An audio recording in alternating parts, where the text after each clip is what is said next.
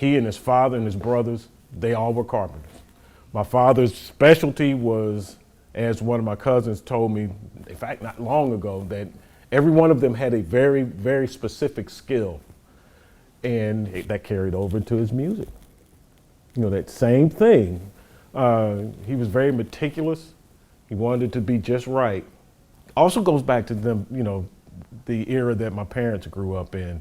You know, they were Depression era. So they had to be very precise with what they did, because you know, the crash of 29 and then 29 to 40, if you didn't do it right, you weren't going to survive. My dad and my mother learned very early that you have to do this right. You can't make mistakes. You have to be very meticulous. You have to be confident in what you're doing, and all that's built in, from my dad being a carpenter to him playing guitar, all of it. Okay, tell us the first time you played with your father on stage. The very first time was 1978, 1979. I think it was between 78 and 1980. I either was just graduated high school or was still in high school. There's this place in St. Louis, and they've got several of them around the country. It's called Six Flags Amusement Park. And for about 3, maybe 4, maybe 5 years, Dad would, every summer, do a show at their outdoor amphitheater. And of course, we all would go. One of the years, something was going on, so the whole family couldn't go, but a couple of my friends and I, we went out.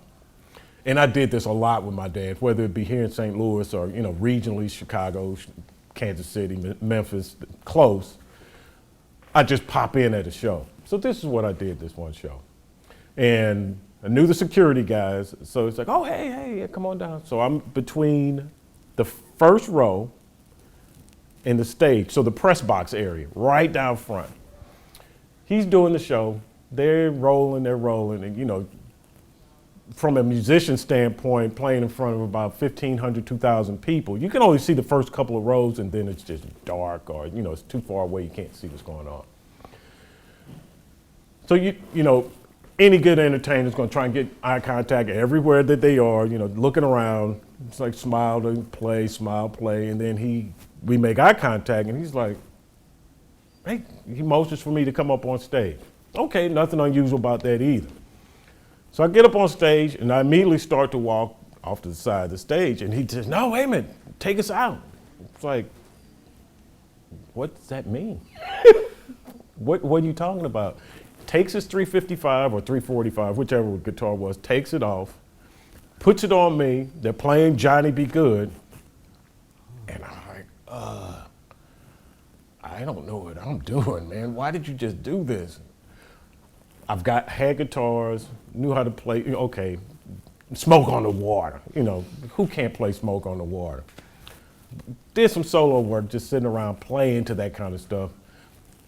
Figured out what the key was real quick, and then did the tag at the end of the song. That was my first experience ever being on stage. To me, he was also I hate this expression, but to me he was certainly one of the founders, great founders of rock and roll. And that all mixed with the poetry, the lyrics. At a young age, around the time that you basically were going through that sort of thing yourself, in your way, which was different from when he was 18, sure. 19. Were you aware of all that? Oh yeah. Oh yeah, absolutely. As you say, John, he was a poet. There's no question about it. His father was a poet. That's where my father developed the love of poetry and storytelling and writing stuff. His dad didn't. His dad was a deacon in the church. And being a deacon and reading all the biblical text, you know, it just lends itself to, I got to say this very carefully. I don't want to sound like I'm saying something out of turn, but it makes you imagine. It makes you think. And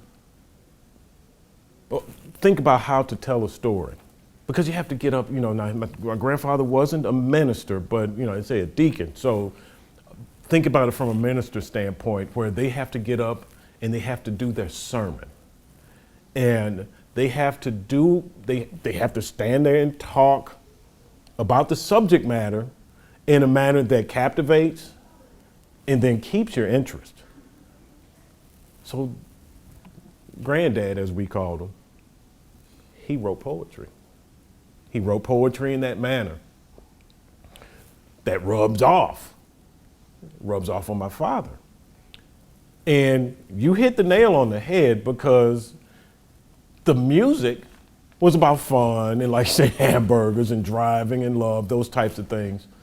But they were life experiences. He wrote about life experiences as best he could. And Promised Land went from, the guy going from hell in the segregated South to Nirvana, west coast of the United States, and the journey there. So he was just doing what he felt, just how it rolled, man.